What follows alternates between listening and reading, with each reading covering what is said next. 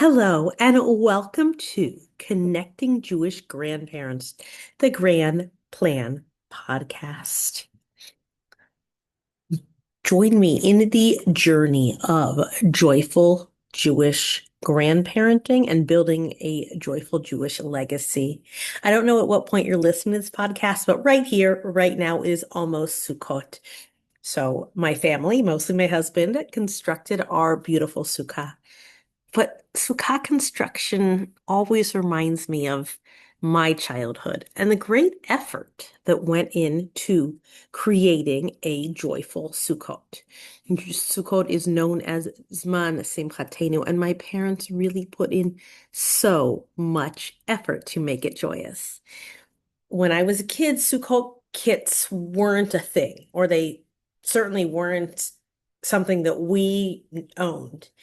So our sukkah had to be constructed piece by piece. And my father put in a great deal of effort going to Lowe's or Ace or Home Depot, I don't remember, and buying PVC pipe and tarp and designing and cutting and constructing the frame of our sukkah. And my mother went to such efforts to decorate the sukkah, really weaving legacy into the walls of it. She was very proud to be able to laminate things. And this is, mid 80s. And she would laminate the projects of when we were very small children. And so they would be hung on the walls. And then um, Rosh Hashanah cards that she had received from her parents and from her sister in Israel, and these Rosh Hashanah greeting cards were laminated, and then you had to put them up with straight pins into the wall. That's how we did it, and you had to be so careful not to poke yourself, and it was very exciting. And my parents really, they went above and beyond to make Sukkot a joyous time. But maybe you know that Yiddish expression of man plans and God laughs. Well, my parents put in so much effort, and there stood our sukkah, so carefully built, with decorations so carefully hung, and the rain came down. Now, the rain comes down in Sukkot more or less all around the world. But this rainstorm picked up our sukkah, moved it, and then dropped it into our swimming pool. And there went all of my father's hard work. There went all of my mother's hard work and the legacy of decorations. There went our sukkah and all of their efforts sunk, literally and figuratively. And this is true. This is what happened. And maybe for my parents, that Sukkot and the Sukkah was ruined. But it was actually, well, one, very exciting as a small child to watch.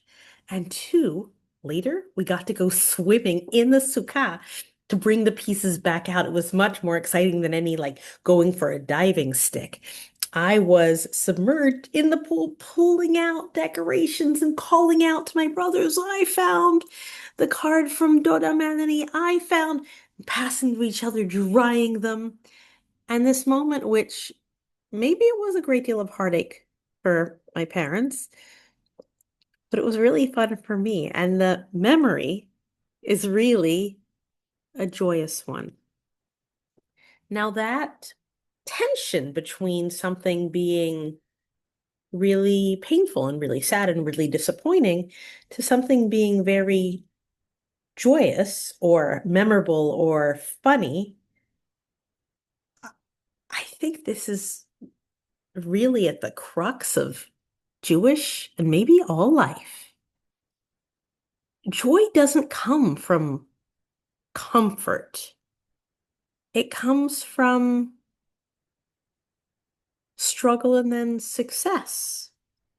The whole idea of the festival of Sukkot is stepping outside of our artificial comfort zone and knowing that we are looked after, that we are in the hands of the Almighty.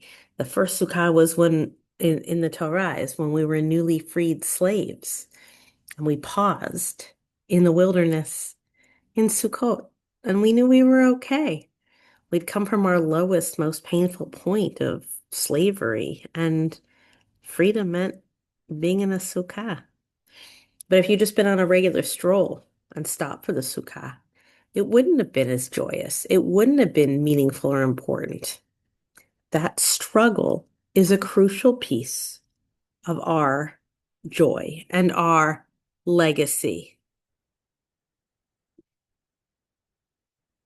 I, and one of the pieces of Sukkot is the tradition of inviting in the Ushpizin, the seven guests of Torah personalities. And if you look at their lives, it wasn't joyous every moment. There were definitely joyous parts. But if you start with Abraham and his 10 tests and his struggles, yes, he was happy, but it was hard.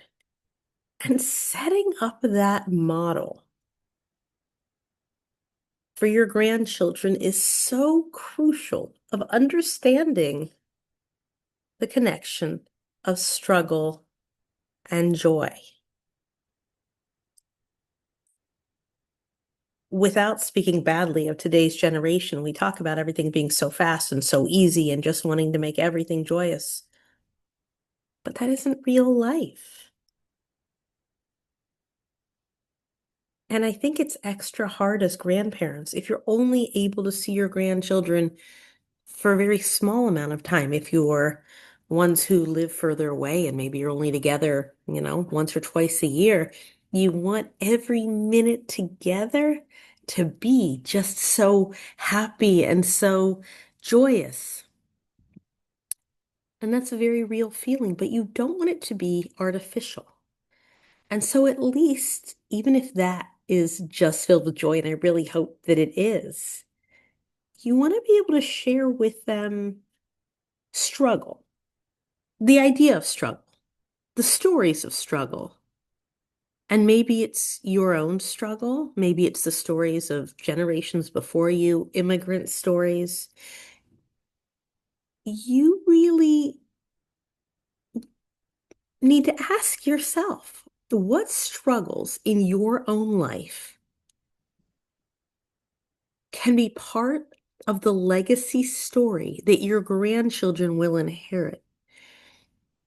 Someday I'll share beautiful ones of really all of my grandparents, but Bubby's stories of struggle and perseverance, and my grandfather, who I spoke about in one of my early episodes, his endless grit, that fueled me through my biggest struggles, was being able to think of the legacy of my grandparents. And so in shaping those stories and intentionally giving them, you are helping, empowering, and gifting your grandchildren something incredible.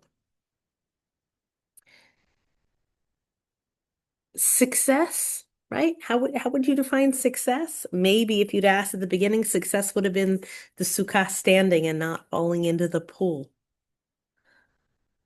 But success is about connection. It's about I, maybe I have to spend more time thinking of what is success. Maybe that will be a different podcast episode because there's so many levels, so many layers to it.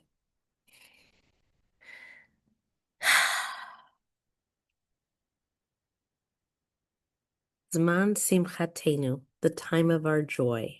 That's what the Torah tells us for Sukkot, that we will be joyous when we leave our homes, when we gather these four pieces of nature, when we are in our sukkah together. So what do those elements really tell you about joy and trust and struggle? They all come together. So this Sukkot, I would love for you beforehand to decide what story of your struggle to success will you share with your grandchildren this year, this season? Again, I understand that many of our grandchildren are small humans, but those stories, told in the right way, are very impactful and very meaningful.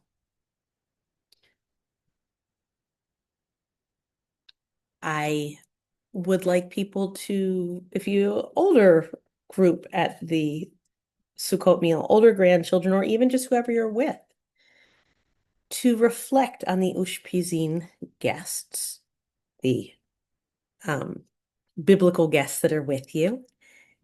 Look at their struggle and then share a similar struggle of your own. Again, struggle to succeed.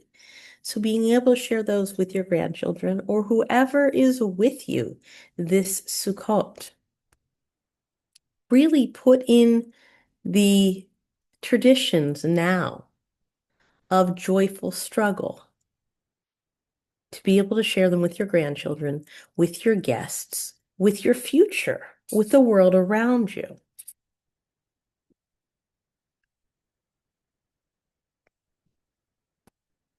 Oh, I keep saying, though, with your grandchildren, I want to help you with this. That is what the grand plan is. So if you want to explore how your own story of struggle and success can be a joyful legacy for your family, let's talk. Book a legacy call with me. And we'll plan that together. And then we can plan ongoing coaching. I have a 6-session package that I would love to embark with you on to really solidify, to actualize the legacy of your dreams. So that's in the show notes for how to sign up for a free session and then for the 6-session module. But right now, this Sukkot, whether you have a sukkah or you don't, whether it's in the pool or just in your head, take time to think about joy and its many layers, but struggle, the idea of struggle and where it's taken you, where you've shown grit and perseverance and come to a place of joy. It's my bracha to you this Sukkot, that your sukkah, actual, emotional, whatever that is, that it be filled with joy. And may the words that you share, the stories that you gift others, provide meaning and thoughtfulness and connection and legacy and light for generations to come. Chag Sameach. I hope you have a most wonderful Sukkot. And I really would love to speak to you. So book a call. Chag Sameach.